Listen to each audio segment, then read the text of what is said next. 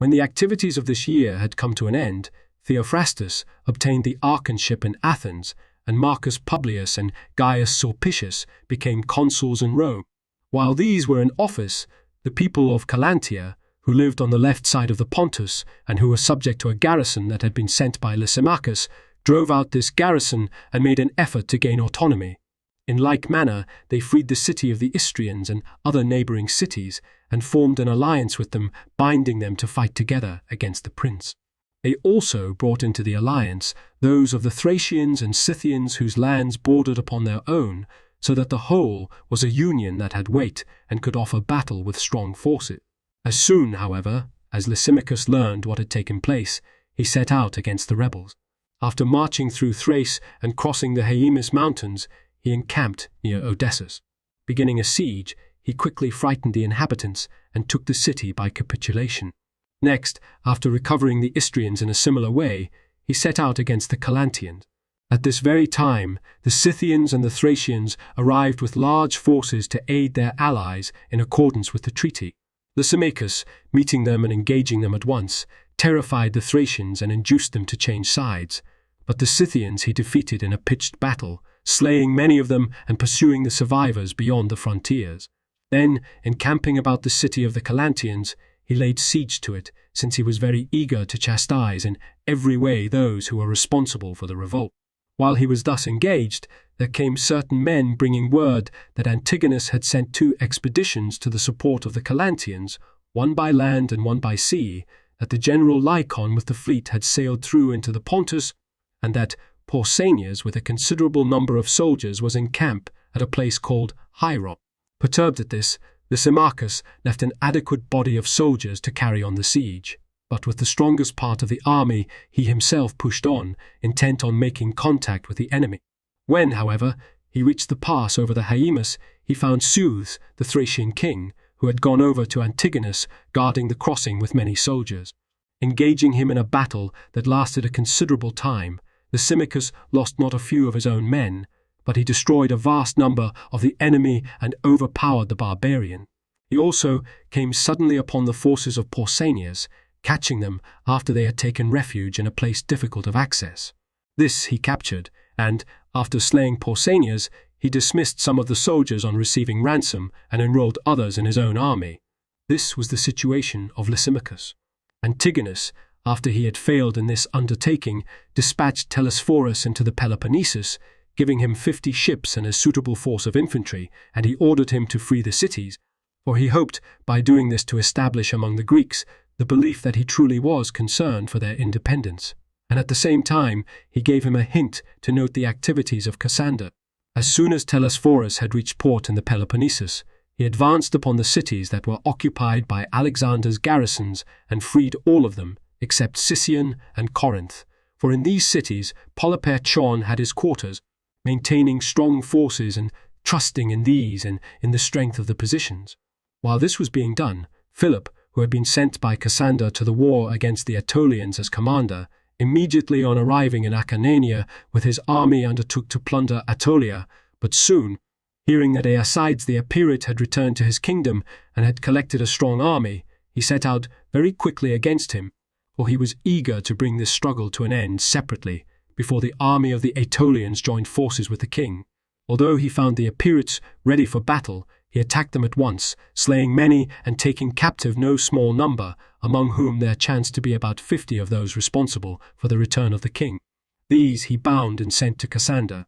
As Aeacides and his men rallied from the fight and joined the Aetolians, Philip again advanced and overpowered them in battle, slaying many, among whom was King Aeacides himself.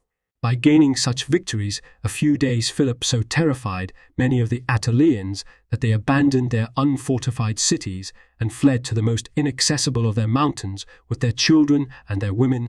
Such was the outcome of the campaign in Greece. In Asia, Asander, the ruler of Caria, being hard-pressed by the war, came to terms with Antigonus, agreeing to transfer to him all his soldiers, to relinquish the Greek cities and leave them autonomous, and to hold as a grant the satrapy that he had formerly had, remaining a steadfast friend of Antigonus. Having given his brother Agathon as a hostage for the fulfillment of these terms, and then, after a few days having repented of the agreement, he secretly removed his brother from custody and sent emissaries to Ptolemy and Seleucus, begging them to aid him as soon as possible. Antigonus, enraged at this, dispatched a force both by sea and by land to liberate the cities, appointing Medius admiral of the fleet and making Decimus general of the army. These men, coming to the city of the Milesians, encouraged the citizens to assert their freedom, and, after taking by siege the citadel, which was held by a garrison, they restored the independence of the government. While they were thus engaged, Antigonus besieged and took Tralles. Then, proceeding to Cornus and summoning the fleet, he captured that city also, except for its citadel. Investing this, he kept making continuous attacks on the side where it was most easily assailed. Ptolemaeus, who had been sent to Iasus with an adequate force, compelled that city to support Antigonus.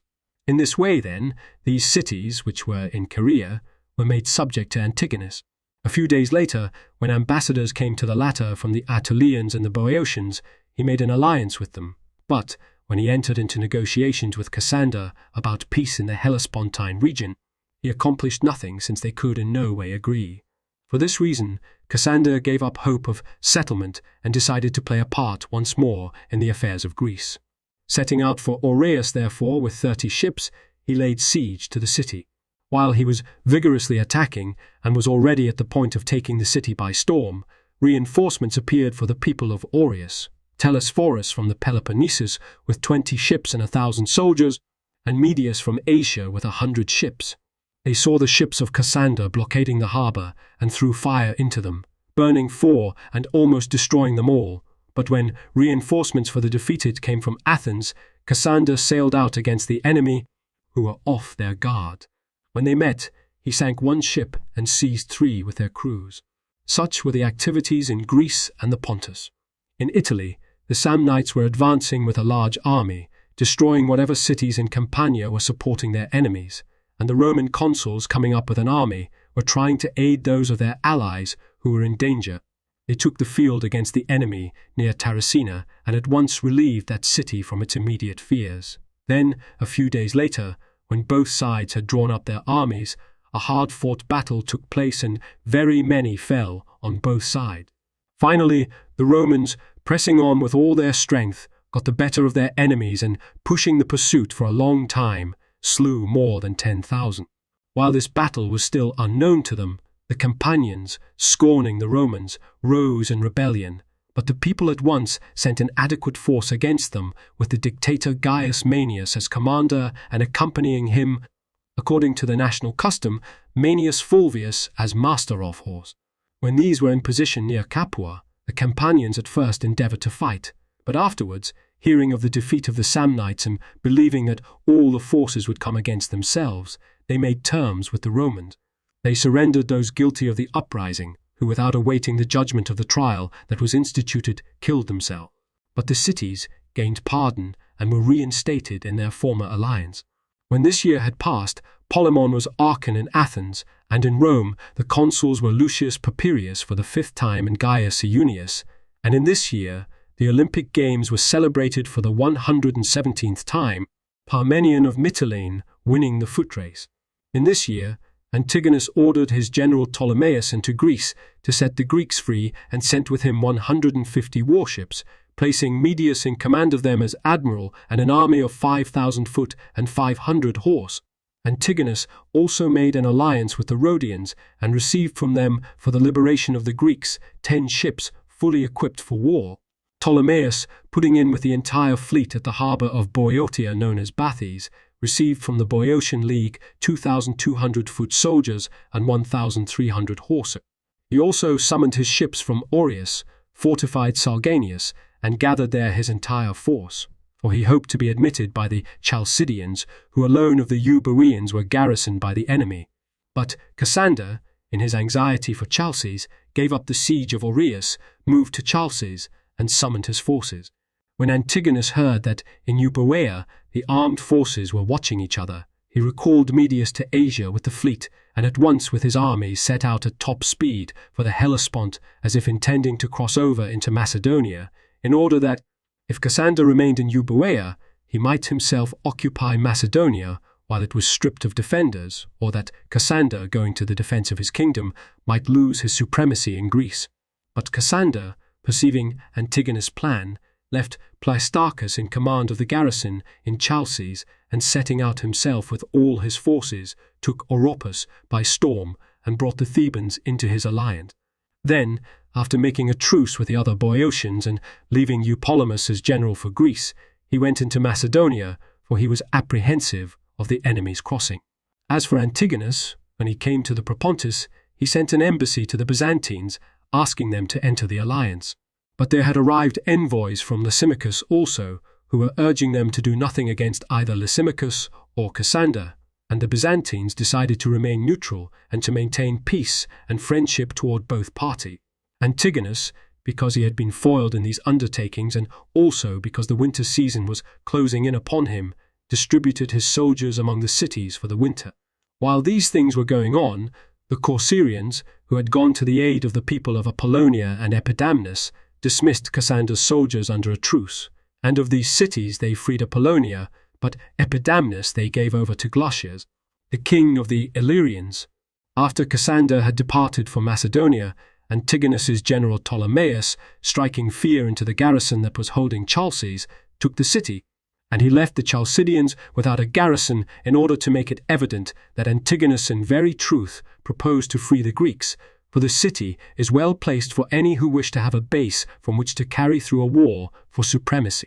However, that may be, when Ptolemaeus had taken Oropus by siege, he gave it back to the Boeotians and made captive the troops of Cassander.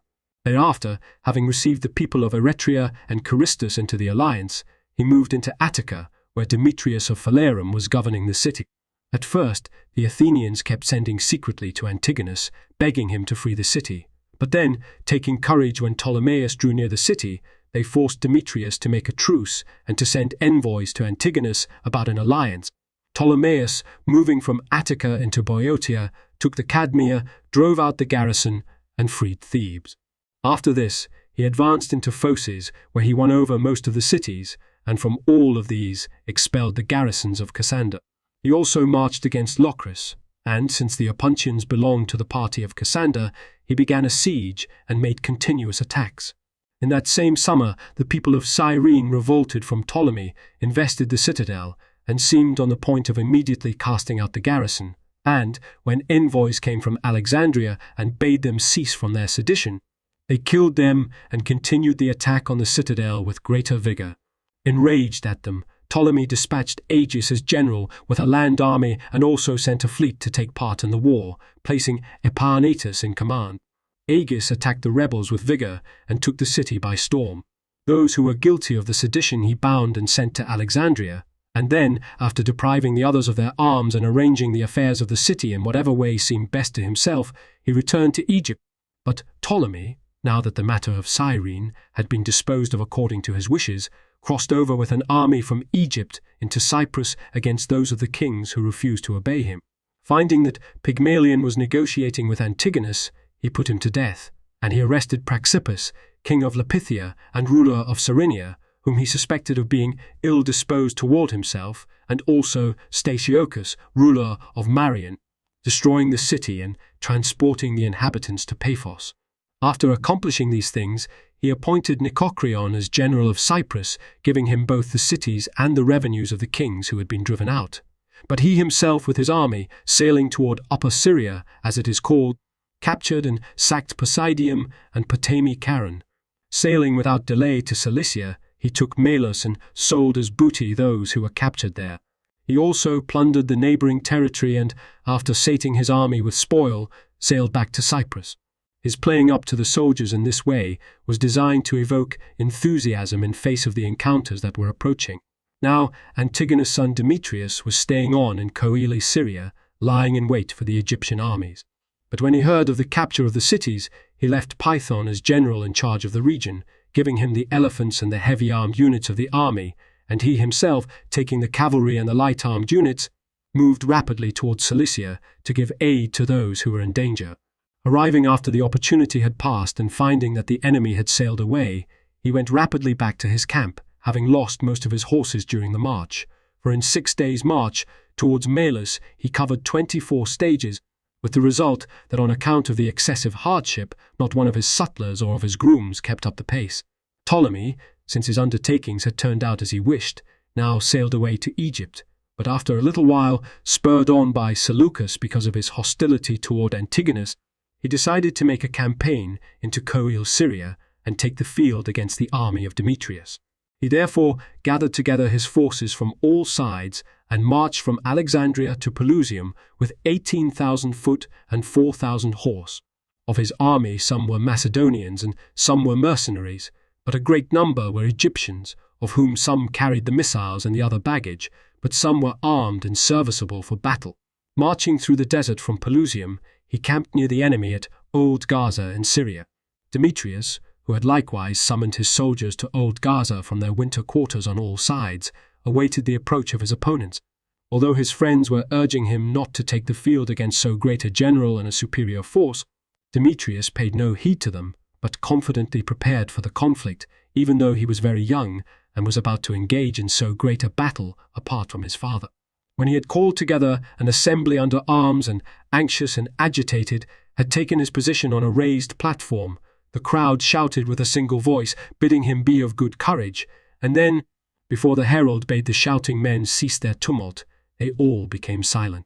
For because he had just been placed in command, neither soldiers nor civilians had for him any ill will, such as usually develops against generals of long standing, when at a particular time many minor irritations are combined in a single mass grievance. For the multitude becomes exacting when it remains under the same authority, and every group that is not preferred welcomes change. Since his father was already an old man, the hopes of the kingdom, centering upon his succession, were bringing him the command and at the same time the goodwill of the multitude. Moreover, he was outstanding both in beauty and in stature, and also when clad in royal armor he had great distinction and struck men with awe, whereby he created great expectations in the multitude. Furthermore, there was in him a certain gentleness becoming to a youthful king, which won for him the devotion of all, so that even those outside the ranks ran together to hear him, feeling sympathetic anxiety on account of his youth and the critical struggle that impended. For he was about to fight a decisive battle not only against more numerous forces, but also against generals who were almost the greatest, Ptolemy and Seleucus. Indeed, these generals, who had taken part with Alexander in all his wars and had often led armies independently, were unconquered up to this time. At all events, Demetrius, after encouraging the crowd with words suitable to the occasion and promising to give gifts to them as they were deserved and to yield the booty to the soldiers, drew up his army for the battle. On the left wing, where he himself was going to take part in the battle, he placed first the 200 selected horsemen of his guard, among whom were all his other friends and, in particular, Python, who had campaigned with Alexander and had been made by Antigonus co-general and partner in the whole undertaking. As an advance guard, he drew up 3 troops of cavalry and the same number as guards on the flank, and in addition to these and stationed separately outside the wing, 3 troops of Tarentine. Thus, those that were drawn up about his person amounted to 500 horsemen armed with the lance and 100 Tarentine. Next, he posted those of the cavalry, who were called the companions, 800 in number, and after them no less than 1,500 horsemen of all kinds. In front of the whole wing he stationed 30 of his elephants, and he filled the intervals between them with units of light-armed men, of whom 1,000 were javelin throwers and archers, and 500 were Persian slingers. In this fashion, then, he formed the left wing, with which he intended to decide the battle. Next to it, he drew up the infantry phalanx composed of 11,000 men, of whom 2,000 were Macedonians, 1,000 were Lycians and Pamphylians, and 8,000 were mercenaries. On the right wing, he drew up the rest of his cavalry, 1,500 men commanded by Andronicus. This officer was ordered to hold his line back at an angle and avoid fighting, awaiting the outcome of the conflict fought by Demetrius. The 13 other elephants he stationed in front of the phalanx of the infantry with the normal complement of light troops in the interval. In this manner, then, Demetrius arrayed his army. Ptolemy and Seleucus at first made strong the left part of their line, not knowing the intention of the enemy, but when they learned from scouts the formation he had adopted, they quickly reformed their army in such a way that their right wing should have the greatest strength and power, and be matched against those arrayed with Demetrius on his left. They drew up on this wing the 3,000 strongest of their cavalry, along with whom they themselves had decided to fight. In front of this position, they placed the men who were to handle the spiked devices made of iron and connected by chains that they had prepared against the onset of the elephants, for when this contrivance had been stretched out, it was easy to prevent the beasts from moving forward. In front of this wing, they also stationed their light-armed units, ordering the javelin men and archers to shoot without ceasing at the elephants and at those who were mounted upon them. When they had made their right wing strong in this manner and had drawn up the rest of their army as circumstances permitted, they advanced upon the enemy with a great shout. Their opponents also advanced, and first there was a cavalry action on the extreme wings between the troops of the advance guards, in which the men of Demetrius had much the better of it. But after a little, when Ptolemy and Seleucus had ridden around the wing and charged upon them more heavily with cavalry drawn up in depth, there was severe fighting because of the zeal of both sides. In the first charge, indeed, the fighting was with spears, most of which were shattered, and many of the antagonists were wounded. Then, rallying again, the men rushed into battle at sword's point, and, as they were locked in close combat, many were slain on each side. The very commanders, endangering themselves in front of all, encouraged those under their command to withstand the danger stoutly, and the horsemen upon the wings, all of whom had been selected for bravery, vied with each other, since as witnesses of their valor they had their generals, who were sharing the struggle with them.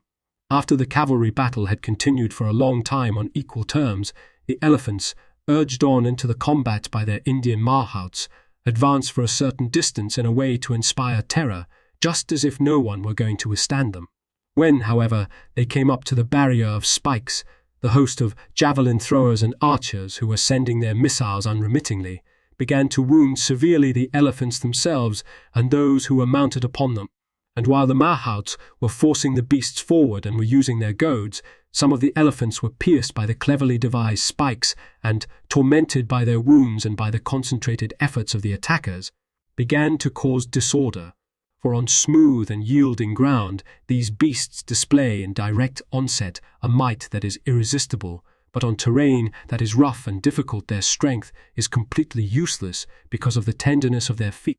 Thus, too, on this occasion, since Ptolemy shrewdly foresaw what would result from the setting up of the spikes, he rendered the power of the elephant unavailing. The final outcome was that, after most of the mahouts had been shot down, all the elephants were captured.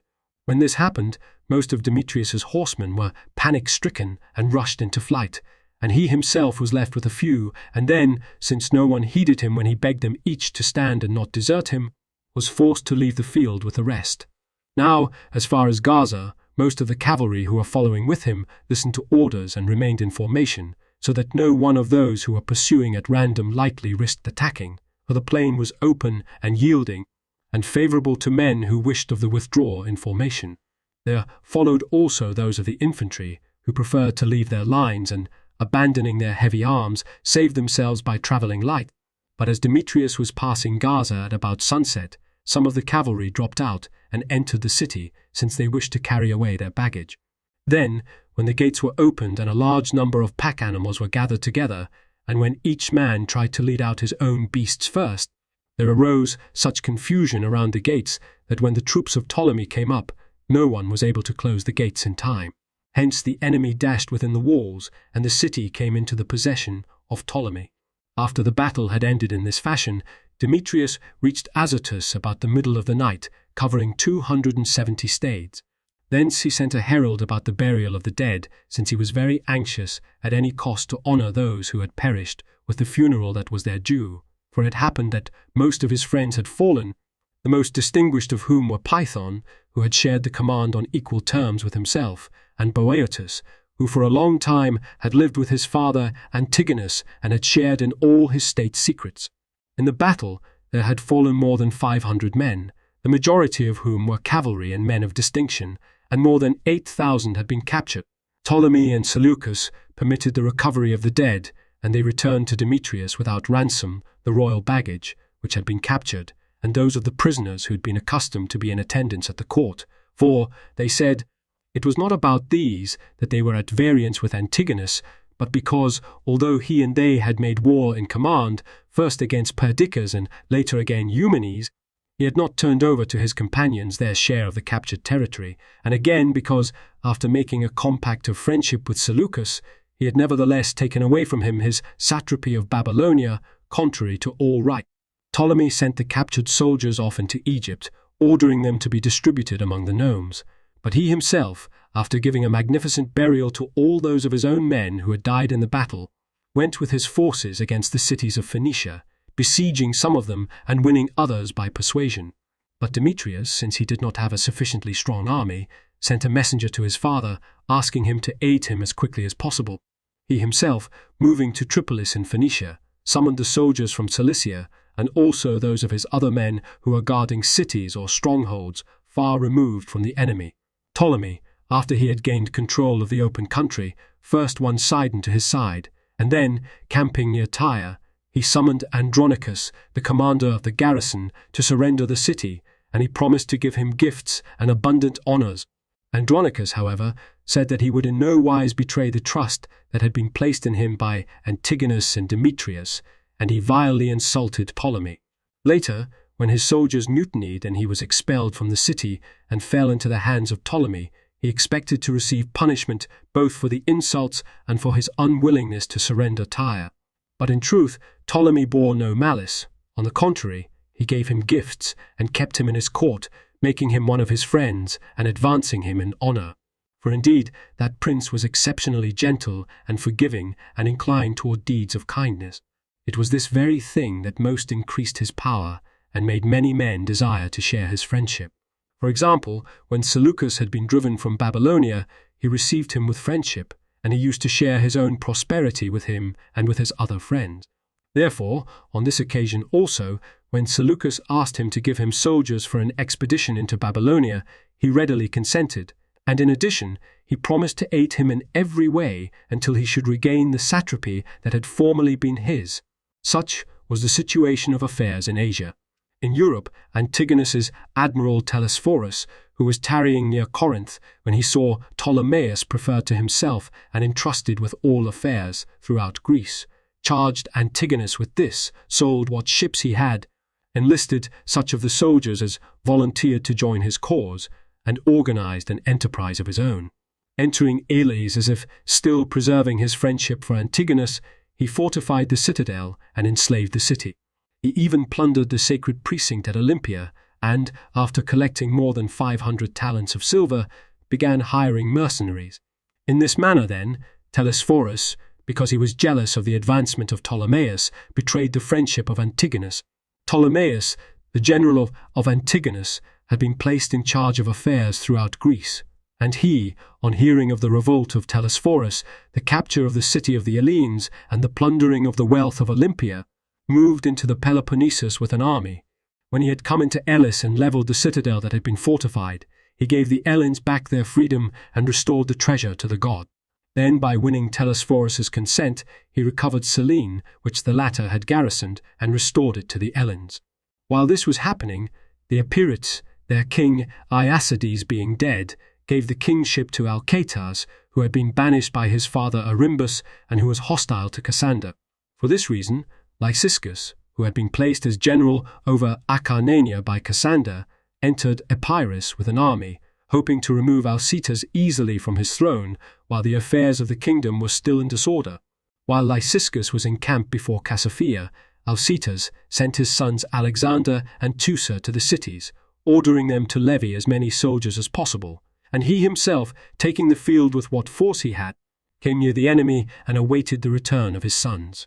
However, since the forces of Lyciscus were at hand and were far superior in number, the Epirites were frightened and went over to the enemy, and Alcetas, deserted, fled for refuge to Eurymene, a city of Epirus.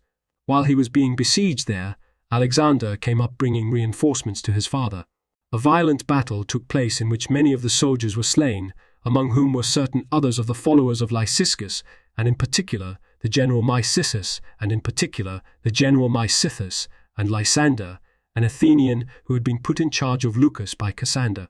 But afterwards, when Dionysius brought reinforcements to the defeated army, there was another battle in which Alexander and Teucer were defeated and fled with their father to a certain stronghold, while Lyciscus took Eurymene, plundered it, and destroyed it.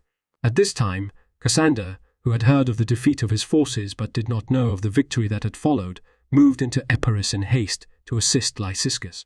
On finding that the latter had gained the upper hand, he made terms and established friendship with Alcetus, and then, taking a part of his army, he moved to the Adriatic to lay siege to Apollonia, because the people of that city had driven out his garrison and gone over to the Illyrians. Those in the city, however, were not frightened, but summoned aid from their other allies and drew up their army before the walls.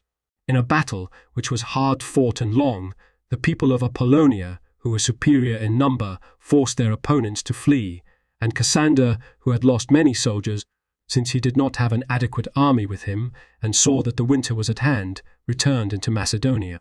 After his departure, the Leucadians, receiving help from the Corcyraeans, drove out Cassander's garrison. For some time, the Epirites continued to be ruled by Alcetus, but then, since he was treating the common people too harshly, they murdered him and 2 of his sons, Essioneus and Nissus, who were children. In Asia, after the defeat of Demetrius at Gaza in Syria, Seleucus, receiving from Ptolemy no more than 800 foot soldiers and about 200 horse, set out for Babylon. He was so puffed up with great expectations that, even if he had had no army whatever, he would have made the expedition into the interior with his friends and his own slaves, for he assumed that the Babylonians, on account of the goodwill that had previously existed, would promptly join him, and that Antigonus, by withdrawing to a great distance with his army, had given him a suitable opportunity for his own enterprises. While such was his own enthusiasm, those of his friends who accompanied were no little disheartened when they saw that the men who were making the campaign with them were very few, and that the enemy against whom they were going possessed large armies ready for service, magnificent resources, and a host of allies. When Seleucus saw that they were terror-stricken, he encouraged them, saying that men who had campaigned with Alexander and had been advanced by him because of their prowess ought not to rely solely on armed force and wealth when confronting difficult situations, but upon experience and skill, the means whereby Alexander himself had accomplished his great and universally admired deeds. He added that they ought also to believe the oracles of the gods, which had foretold that the end of his campaign would be worthy of his purpose. For, when he had consulted the oracle in Branchida, the god had greeted him as King Seleucus, and Alexander, standing beside him in a dream, had given him a clear sign of the future leadership that was destined to fall to him in the course of time. Moreover, he pointed out that everything that is good and admired among men is gained through toil and danger. But he also sought the favor of his fellow soldiers and put himself on an equality with them all in such a way that each man respected him and willingly accepted the risk of the daring venture. When, in his advance, he entered Mesopotamia, he persuaded some of the Macedonians who were settled at Carrhae to join his forces and compelled the rest. When he pushed into Babylonia, most of the inhabitants came to meet him and, declaring themselves on his side, promised to aid him as he saw fit, for, when he had been for 4 years satrap of that country, he had shown himself generous to all, winning the goodwill of the common people and long in advance securing men who would assist him, if an opportunity should ever be given to him, to make a bid for supreme power. He was joined also by Polyarchus, who had been placed in command of a certain district with more than 1,000 soldiers. When those who remained loyal to Antigonus saw that the impulse of the people could not be checked, they took refuge together in the citadel, of which Diphilus had been appointed commander. But Seleucus, by laying siege to the citadel and taking it by storm, recovered the persons of all his friends and slaves who had been placed there under guard by the order of Antigonus after Seleucus' own departure from Babylon into Egypt. When he had finished this, he enlisted soldiers and, having brought up horses, he distributed them to those who were able to handle them. Associating with all on friendly terms and raising high hopes in all, he kept his fellow adventurers ready and eager under every condition. In this way, then, Seleucus regained Babylonia. But when Nicanor, the general in Media, gathered about him from Media and Persia and the neighboring lands more than 10,000 foot soldiers and about 7,000 horse, Seleucus set out at full speed to oppose the enemy. He himself had in all more than 3,000 foot and 400 horse. He crossed the Tigris River, and, on hearing that the enemy were a few days' march distant, He hid his soldiers in the adjacent marshes, intending to make his attack a surprise. When Nicanor arrived at the Tigris River and did not find the enemy, he camped at one of the royal stations, believing that they had fled to a greater distance than was the case. When night was come, and the army of Nicanor was keeping a perfunctory and negligent guard, Seleucus fell on them suddenly, causing great confusion and panic, for it happened that when the Persians had joined battle, their satrap Geer fell together with some of the other leaders. When this occurred, most of the soldiers went over to Seleucus, in part because they were frightened at the danger, but in part because they were offended by the conduct of Antigonus. Nicanor, who was left with only a few men and feared lest he be delivered over to the enemy, took flight with his friends through the desert. But Seleucus, now that he had gained control of a large army and was comporting himself in a way gracious to all, easily won over Susian, Media, and some of the adjacent lands, and he wrote to Ptolemy and his other friends about his achievements, already possessing a king's stature and a reputation worthy of royal power. Meanwhile, Ptolemy remained in Coel, Syria, after having conquered Antigonus's son Demetrius in a great battle. On hearing that Demetrius had returned from Cilicia and was encamped in Upper Syria, he chose from the friends who were with him Siles the Macedonian, and, giving him an adequate army, he ordered him to drive Demetrius completely out of Syria or to entrap and crush him. While Siles was on the way, Demetrius, hearing from spies that he was carelessly encamped at Myus, left his baggage behind and with his soldiers and light equipment made a forced march. Then, falling suddenly upon the enemy during the early morning watch, he captured the army without a battle and took the general himself prisoner. By achieving such a success, he believed that he had wiped out the defeat. Nevertheless, assuming that Ptolemy would march against him with all his army, he went into camp, using as the outworks of his defense swamps and marshes. He also wrote to his father about the success that had been gained, urging him either to send an army as soon as possible or to cross over into Syria himself.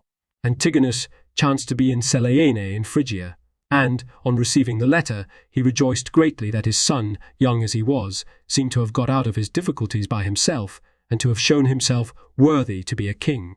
He himself with his army set out from Phrygia, crossed the Taurus, and within a few days joined Demetrius. Ptolemy, however, on hearing of the arrival of Antigonus, called together his leaders and friends, and took counsel with them whether it was better to remain and reach a final decision in Syria or to withdraw to Egypt and carry on the war from there, as he had formerly done against Perdiccas. Now all advised him not to risk a battle against an army that was many times stronger and had a larger number of elephants, as well as against an unconquered general, for, they said, it would be much easier for him to settle the war in Egypt, where he had plenty of supplies and could trust to the difficulty of the terrain. Deciding, therefore, to leave Syria, he razed the most noteworthy of the cities that he had captured, Arche in Phoenician Syria, and Ioppe, Samaria, and Ioppe, Samaria, and Gaza in Syria. Taking the army and what of the booty it was possible to drive or carry, returned into Egypt. Now that Antigonus, without a fight, had gained possession of all Syria and Phoenicia, he desired to make a campaign against the land of the Arabs, who are called Nabateans. Deciding that this people was hostile to his interests, he selected one of his friends, Athenaeus, gave him 4,000 light foot soldiers and 600 horsemen fitted for speed, and ordered him to set upon the barbarians suddenly and cut off all their cattle as booty. For the sake of those who do not know, it will be useful to state in some detail the customs of these Arabs, by following which, it is believed, they preserve their liberty. They live in the open air, claiming as native land a wilderness that has neither rivers nor abundant springs from which it is possible for a hostile army to obtain water. It is their custom neither to plant grain, set out any fruit-bearing tree, use wine, nor construct any house. And if anyone is found acting contrary to this, death is his penalty. They follow this custom because they believe that those who possess these things are, in order to retain the use of them, easily compelled by the powerful to do their bidding. Some of them raise camels, others sheep, pasturing them in the desert. While there are many Arabian tribes who use the desert as pasture, the Nabateans far surpass the others in wealth, although they are not much more than 10,000 in number. But not a few of them are accustomed to bring down to the sea frankincense and myrrh and the most valuable kinds of spices, which they procure from those who convey them from what is called Arabia, Eudaimon. They are exceptionally fond of freedom, And whenever a strong force of enemies comes near, they take refuge in the desert, using this as a fortress. For it lacks water and cannot be crossed by others, but to them alone. Since they have prepared subterranean reservoirs lined with stucco, it furnishes safety. As the earth in some places is clay and in others is of soft stone, they make great excavations in it, the mouths of which they make very small, but by constantly increasing the width as they dig deeper, they finally make them of such size that each side has a length of 1 plethrum. After filling these reservoirs with rainwater, they close the openings, making them even with the rest of the ground, and they leave signs that are known to themselves but are unrecognizable by others. They water their cattle every other day, so that, if they flee through waterless places, they may not need a continuous supply of water. They themselves use as food flesh and milk and those of the plants that grow from the ground which are suitable for this purpose. For among them there grow the pepper and plenty of the so-called wild honey from trees, which they drink mixed with water. There are also other tribes of Arabs, some of whom even till the soil, mingling with the tribute-paying peoples, and have the same customs as the Syrians, except that they do not dwell in houses. It appears that such are the customs of the Arabs. But when the time draws near for the national gathering at which those who dwell round about are accustomed to meet, some to sell goods and others to purchase things that are needful to them, they travel to this meeting, leaving on a certain rock their possessions and their old men, also their women and their children. This place is exceedingly strong but unwalled, and it is distant 2 days' journey from the settled country. After waiting for this season, Athenaeus set out for the rock with his army in light marching order, covering the 2,200 stades from the district of Idumea in 3 days and the same number of nights. He escaped the attention of the Arabs and seized the rock at about midnight. Of those that were caught there, some he slew at once, some he took as prisoners, and others who were wounded he left behind. And of the frankincense and myrrh he gathered together the larger part and about 500 talents of silver. Delaying no longer than the early morning watch, he at once departed at top speed, expecting to be pursued by the barbarians. When he and his men had marched without pause for 200 stades, they made camp, being tired and keeping a careless watch, as if they believed that the enemy could not come before 2 or 3 days. But when the Arabs heard from those who had seen the expedition, they at once gathered together and, leaving the place of assembly, came to the rock. Then, being informed by the wounded of what had taken place, they pursued the Greeks at top speed. While the men of Athenaeus were encamped with little thought of the enemy, and because of their weariness were deep in sleep, some of their prisoners escaped secretly, and the Nabateans, learning from them the condition of the enemy, attacked the camp at about the 3rd watch, being no less than 8,000 in number. Most of the hostile troops they slaughtered where they lay. The rest they slew with their javelins as they awoke and sprang to arms. In the end, all the foot soldiers were slain, but of the horsemen about 50 escaped, and of these the larger part were wounded. And so Athenaeus, after being successful at first, later because of his own folly, failed in this manner. For carelessness and indifference are, in general, wont to follow success. For this reason, some rightly believe that it is easier to meet disaster with skill than very great success with discretion. For disaster, because of the fear of what is to follow, forces men to be careful, but success, because of the previous good fortune, tempts men to be careless about everything. When the Nabateans had manfully punished the enemy, they themselves returned to the rock with the property that they had recovered. But to Antigonus they wrote a letter in Syrian characters in which they accused Athenaeus and vindicated themselves. Antigonus replied to them, agreeing that they had been justified in defending themselves. But he found fault with Athenaeus, saying that he had made the attack contrary to the instructions that had been given. He did this, hiding his own intentions and desiring to delude the barbarians into a sense of security so that, by making an unexpected attack, he might accomplish his desire. For it was not easy without some deception to get the better of men who zealously pursued a nomadic life and possessed the desert as an inaccessible refuge. The Arabs were highly pleased because they seemed to have been relieved of great fears, yet they did not altogether trust the words of Antigonus, but, regarding their prospects as uncertain, they placed watchmen upon the hills from which it was easy to see from a distance the passes into Arabia, and they themselves, after having arranged their affairs in proper fashion, anxiously awaited the issue. But Antigonus, when he had treated the barbarians as friends for some time, and believed that they had been thoroughly deceived, and thus had given him his opportunity against themselves, selected from his whole force 4,000 foot soldiers, who were lightly armed and well fitted by nature for rapid marching, and more than 4,000 mounted men.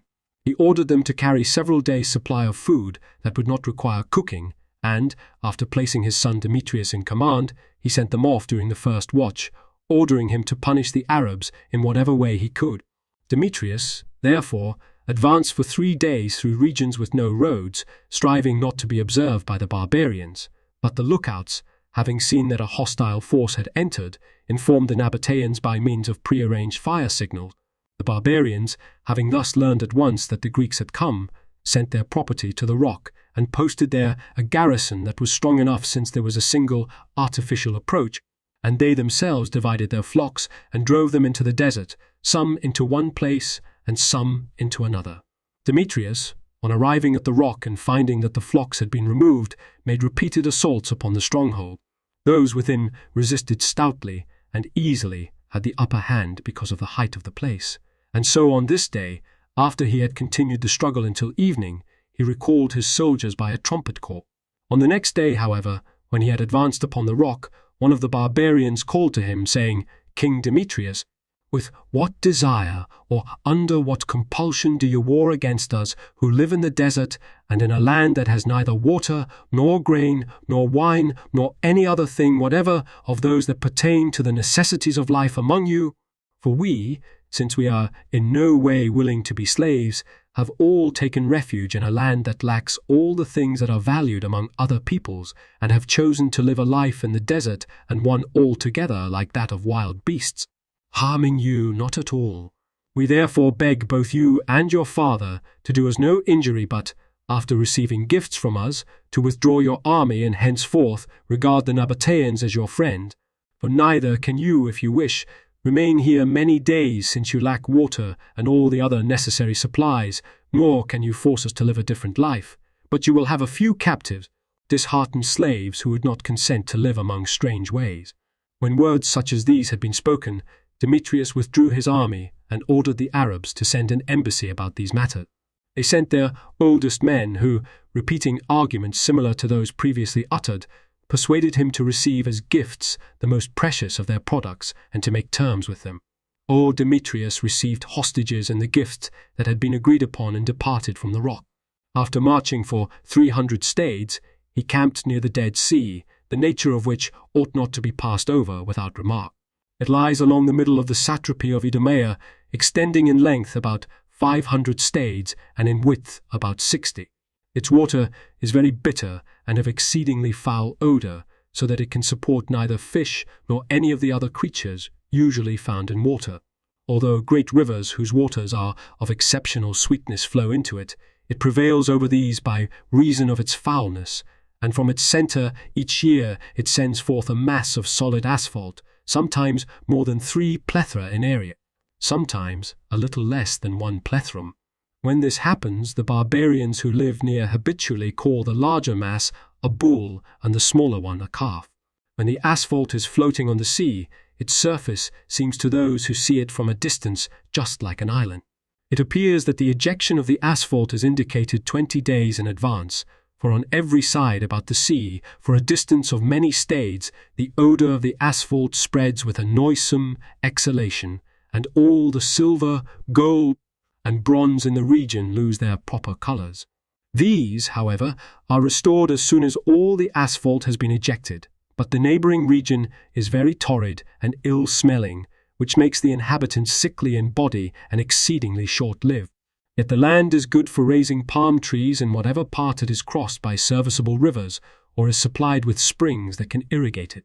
In a certain valley in this region there grows what is called balsam, from which there is a great income, since nowhere else in the inhabited world is this plant found, and its use as a drug is very important to physicians. When the asphalt has been ejected, the people who live about the sea on both sides carry it off like plunder of war, since they are hostile to each other, making the collection without boats in a peculiar fashion. They make ready large bundles of reeds and cast them into the sea. On these not more than 3 men take their places, two of whom row with oars, which are lashed on, but one carries a bow and repels any who sail against them from the other shore, or who venture to interfere with them. When they have come near the asphalt, they jump upon it with axes, and, just as it were soft stone, they cut out pieces and load them on the raft, after which they sail back. If the raft comes to pieces and one of them who does not know how to swim falls off, he does not sink as he would in other waters, but stays afloat as well as do those who know.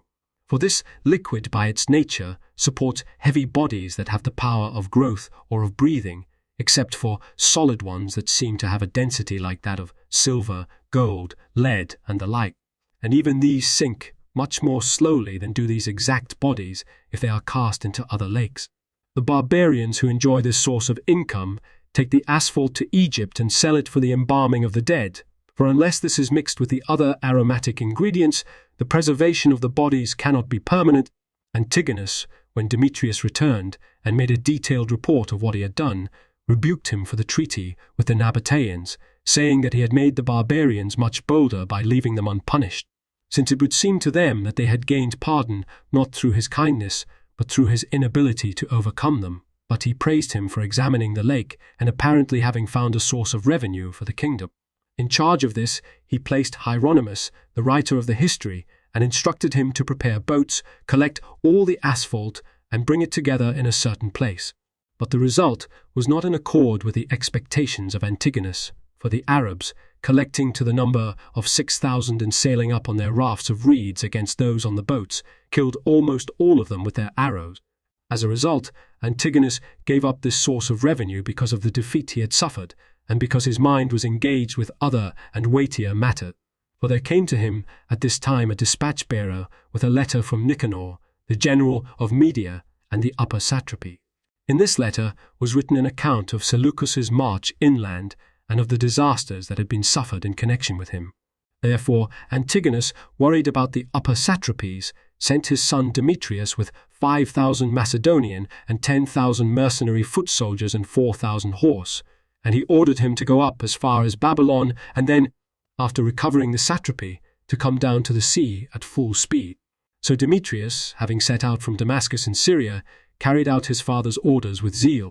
Patrocles, who had been established as general of Babylonia by Seleucus, hearing that the enemy was on the frontiers of Mesopotamia, did not dare await their arrival, since he had few men at hand, but he gave orders to the civilians to leave the city, bidding some of them cross the Euphrates and take refuge in the desert, and some of them pass over the Tigris and go into Susian to Utils and to the Euphrates and to the Red Sea, and he himself, with what soldiers he had using river courses and canals as defences, kept moving about in the satrapy, watching the enemy, and at the same time sending word into Media to Seleucus about what was taking place from time to time and urging him to send aid as soon as possible.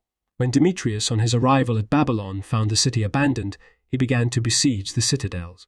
He took one of these and delivered it to his own soldiers for plundering. The other he besieged for a few days, and then, since the capture required time, left Archelaus, one of his friends, as general for the siege, giving him 5,000 infantry and 1,000 cavalry, while he himself, the time being close at hand at which he had been ordered to return, made the march down to the sea with the rest of his army. While this was taking place, in Italy, the Romans were charged on their war with the Samnites, and there were repeated raids through the country, sieges of cities and encampments of armies in the field, for the two most warlike of the peoples of Italy were struggling as rivals for the supremacy and meeting in conflicts of every sort. Now, the Roman consuls with part of the army had taken a position in the face of the encampments of the enemy and were awaiting an opportune time for battle, while at the same time furnishing protection to the allied cities. With the rest of the army, Quintus Fabius, who had been chosen dictator, captured the city of the Fragilani and made prisoners the chief men among those who were hostile to the Romans. These, to the number of more than 200, he took to Rome, and, bringing them into the forum, he beat them with rods and beheaded them according to the ancestral custom. Soon afterwards, entering the hostile territory, he took by siege Calatia and the citadel of Nola, and he sold a large amount of spoil, but allotted much of the land to his soldiers. The people, since matters were progressing according to their will, sent a colony to the island that is called Pontia. The Lorb editor's notes, 1 Theophrastus was Archon in 313-12 BCE. In the Fasti Capitolini, the consuls for 314 BC are M. Poetelius Libo and C. Sulpicius Longus for the third time, Sulpicius Longus for the third time, Sil.24, 134, 2 i.e. on the left as one enters the Euxine from the Bosporus. The city is called Calatis by Strabo, 7.5. The narrative is continued from chap. 69, 3 i.e. the temple or sacred place. The exact location is not known, for we do not know the outcome of the siege. In 310 BC, the Calantians are still resisting Lysimachus, although hard-pressed, book 20.25, 1. 5. Probably a nephew of Antigonus, Diogenes Laertius, 5.79. Cipi, Belok, Griechische Geschichte, 4.1, 122, note 3. 6. Alexander, son of Polyperchon, was dead, but his wife still held certain cities. Chap. 67.12. 7. This is probably the younger brother of Cassander, who, as one Alexander's cupbearers, was charged by Olympias with having given him poison. Justin, 12.14.6. After this campaign, he returns to obscurity. A son, Antipater, was king of Macedonia for 45 days in 280 BCE, Porphyrius Frech, 260.310. 8. He was exiled with his father by Philip, but returned to power by aid of Olympias. After Alexander's death, he supported Olympias and Polyperchon, chap. 11.2, his zeal finally turning his own people against him and leading to a second exile, chap. 36.24. He appears to have returned to Aetolia with Polyperchon in 316 BCE, chap. 52.6. 9 Pausanias, 1.11.4, tells us that this battle was fought at Oeniadae. 10. His son Pyrrhus, the later king of Epirus, was adopted and reared by Glaucias, king of Illyria, who seems to have been related to him in some way. Plutarch, Pyrrhus 3, Justin, 17.3, 16, 17.3, 1619. 11. Continued in chap. 75.6. 12. He had been sent to Caria in the preceding year by Cassander, chap. 68.47. 13. For Medius keep, chap. 69.3 and note. Nothing is known of the earlier career of Docimus. 14. The nephew of Antigonus, keep, chap. 68.5. 15. At the northern end of Euboea. 16. The fleet from Athens was commanded by Thymocares, Ig 2.1, 682. 17. The narrative is continued in chap. 77. 18. Continued from chap. 72.9. Keep. Livy, 9.26, 27. 19. But seep. The critical note. The critical note to the Greek text, por hauntes ton cater Campanian Polian, reads, Campanian Binabossel, Italian Miss. Fisher, who calls the reading Certe Mendosum. 20. But keep. The critical note. No such battle as the one here described is recorded by Livy among the events of this year, Livy 9.26, 27. The critical note to the Greek text, Antestrata pediosanto de toi polemioa peri Tarachinian, reads, Tarachinin Burger, Kinnan Miss. Fisher. 20. One for this revolt, Kep. Livy 9.26, 5, 7, where, however, the dictator and master of horse are called respectively C. Memmius and M. Folius. The account of Roman affairs is continued in chap. 101. 22. Polemon was Archon in 312-11 BC. In the Fasti Capitolini, the consuls for 313 BCE are L. Papirius Cursor for the fifth time and C. E. Junius Bubulcus Brutus for the second time, Sil. per 130, C. P. Livy 9.28. The events related in chaps 77, 80 still belong to the year 313 BC. 23. The narrative is continued from chap 75.8. 24 i.e. Deep on the Euripus near Aulis. 25. A town on the east coast of Boeotia, commanding the northern entrance of the Euripus, Strabo 9.29. 26. A son of Antipater and brother of Cassander, Plutarch Demetrius 31.5. Kippii, Book 20.112. Pausanias 1.15, 1. 27. The winter of 313-12 BCE. 28. Kippii. Chaps.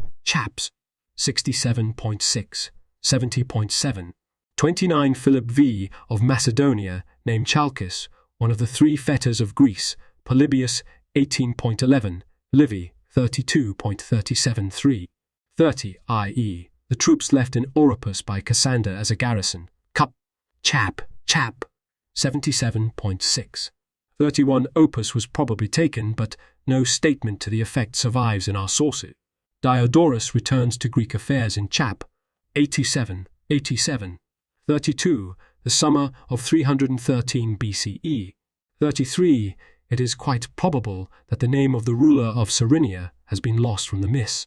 Lapithia and Cyrenea are near the middle of the north coast of Cyprus.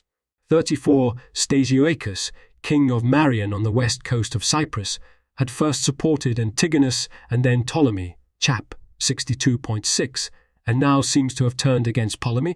35. The text of this sentence is unsatisfactory, and a lacuna is suspected. Paphos is on the southwest coast of Cyprus. 36. Nicocreon, king of Salamis on the south coast of Cyprus, had been with Alexander at Thayer in 332-31 BCE. Orion, Anabasis 2.22, Plutarch, Alexander 29.2. After Alexander's death, he supported Ptolemy, Chap. 59.1, for his treachery and death in 310 BC. Book 20.21. 37. C. Leonard Woolley, A Forgotten Kingdom, Penguin Books, 1953, for Posadium at the mouth of the Orontes. Potami Karen is unidentified. 30. HCP. Chap. 69. 39. CP. The critical note. The forced march must have been the one from his base in Coele, Syria, toward Malos in Cilicia. The length of the stage or distance between posting stations on the Persian roads was not uniform. If we take 17 miles as an average, the army covered some 400 miles in 6 days, but the distance seems actually to have been very much less. The critical note to the Greek text, Diatein Geer ex Emeres epi Malu, reads epi Geer, apo. 40. According to Strabo 16.230, Alexander had destroyed Gaza, but the city clearly retained its importance at least as a fortress. Orion, Anabasis 2.2627. 41. The winter of 313-12 BCE. 42. In the late summer of 314 BCE, when he was sent to Syria, he was 22 years old, Chap. 69.1. For the following battle cap. The brief accounts in Justin 15.1, 6, 9, and Plutarch Demetrius 5. 43. Kippii. Chap. 69.1, and note. 44. Light cavalry, armed with javelins. The origin of the name and the connection, if any, with Tarentum are unknown. Chap. 29.2. 45. As a military term, Carax elsewhere means either a pointed stake to be used in making a palisade or the palisade itself, and this passage is cited in LSJ as an example of the latter meaning. However, here it is certainly a device with upright spikes on which the elephants step, Chap. 84. In the defense of Megalopolis, knowing that Polyperchon would send his elephants through a breach in the wall, Damis, who had served with Alexander and knew the nature of the elephant, studied many frames with sharp nails and, after placing them with their points upwards in the way the elephants would necessarily follow, covered them with loose earth. Book 18.71, 2.6. In the present battle, since the point of attack would not be known long in advance, a portable device was needed. Perhaps we should think of planks with spikes driven through them, connected by chains. Chromia, referring to our passages, speaks of phosangion, i.e., caltrops or crowfeet. Chromia and Vaith, Heerwissen, Ru Kriegsfuchrum 141, or 46 key. Book 18.71.6, where plage is clearly used of the wounds caused by the spikes, or 47, or reading a parosis. Thus, on this occasion also, as Ptolemy shrewdly foresaw would happen, the wounds caused by the spikes rendered, etc. 48, about 31 miles. 49 Plutarch, Demetrius 5.2 says that 5,000 men were slain. 50 Key P. Chap. 69.1. 51 CP. 18.28, 5, 6. 52 Key P. Chap. 55.5. 53 continued in Chap. 90.1. 54 continued from Chap. 78. Telesphorus was probably a nephew of Antigonus Chap. 74.1, and Ptolemaeus certainly was, Chap. 68.5. 55 Alcetas, an older brother of Iacides, had been banished because of his unbridled passions, Pausanias 1.11.5. 56 Lyciscus was placed in command of Epirus by Cassander in 316 BCE, Chap. 36.5, and of Acarnania in 314 BCE, Chap. 67.5, but in 313 BCE he seems to have been replaced for a time by Philip, Chap. 74.3. 57, according to Pausanias 1.11.5, Alcetas so angered the Epirites by his cruelty that, immediately after his return, they rose against him and slew him. 58 Dionysius, a general of Cassander, had taken Tempe in 317 BC. Chap.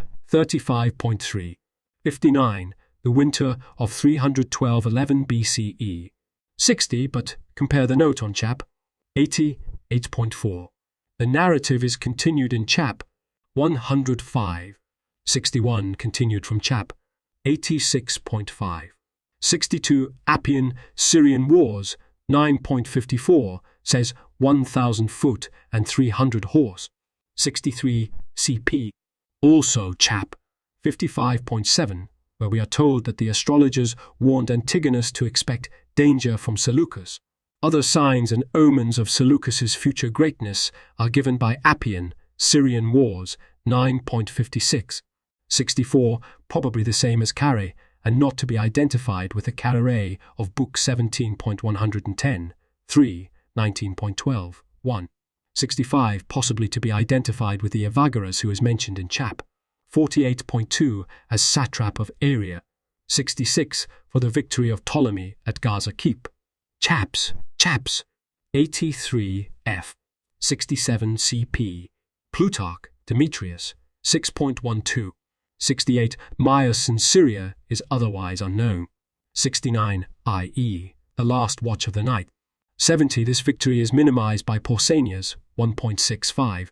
According to Plutarch, Demetrius 6.3, Demetrius restored Siles and his staff to Ptolemy alive, thus repaying Ptolemy for his generosity after Gaza, Chap. 85.3. 71 CP. Book 18.33-35. 72 CP. Pausanias 1.65. 73, this was clearly a preliminary step to the invasion of Egypt itself, which he already had in mind. Cambyses, before invading Egypt, made terms with the Arabs, Herodotus 3.49. For these Arabs seep Strabo 16.4 passim, particularly S26, and also Diodorus's own earlier description of them, Book 2.48, 74 CP. The description of the Rechabites in Jeremiah 35.6, 10, 75 i.e. Arabia the Fortunate, Arabia Felix, the southwestern part of the peninsula, CP, Book 2.49. 76, in Book 2.48, 5 Diodorus states that the kings of the Assyrians and of the Medes and Persians vainly sent large forces against these Arabs. 77, about 100 feet. 78, perhaps the so-called tamarisk manna, a sweet gum, which exudes from the slender branches of Tamarix gallica when these have been punctured by a certain insect. This is thought by some to be the manna of Exodus 16. Keep. Herodotus 7.31. 79, this natural stronghold may be the later Petra. 80 about 250 miles, but the number must be corrupt. In chap, 98.1, the distance from the rock to the Dead Sea, which lies along the middle of Idumea, is given as 300 stades, about 34 miles. 81 i.e., the last watch of the night. If we follow the miss and omit Eothenes, we may translate, delaying no longer than a single watch, he departed at top speed. 82 about 22 2 miles. 83 key p. Plutarch, Demetrius, 7.1. 84 about 34 miles, but cop, chap, 95.2, and note, 85, literally the asphaltic lake. The rest of this chapter repeats book 2.4869, almost verbally. 86 about 57.12 and 7 miles respectively. The actual length today is about 47 miles. 87 here the plethrum as a surface measure of about 10,000 square feet for such asphalt from Lakes Cap. Vitruvius, 8.38. 80, 822 days in 2.48, 8. 89 i.e., rivers that flow during the dry season. Today, the Jordan is the only perennial stream of any size entering the sea. There are, however, a number of oases about springs near the sea. 90 for the Balsam Key. Theophrastus, Enquiry into Plants, 9.6. 14, Pliny, Natural History, 12.111, 123, Strabo, 16.240, 1. 91 for Hieronymus, Keep. The Introduction to Vol. X. 92 key p. Chaps. 1992 for the campaign that follows key. Plutarch, Demetrius, 7.23. It should perhaps be placed in 311 BCE. 93 or reading Kai peri tes medias kai periton. Worried both about media and about the upper satrapies. 94 if the proper name is retained, CP, the critical note. We must suppose Eutels to be the commander established in Susian by Seleucus chap 92.5. The critical note to the Greek text, Apelthene is ten Susianen pros Eutel, reads pros Eutel deleted by early editors, restored by Fisher. 95 i.e., the Persian Gulf. 96 continued in chap. 105. 97 continued from chap.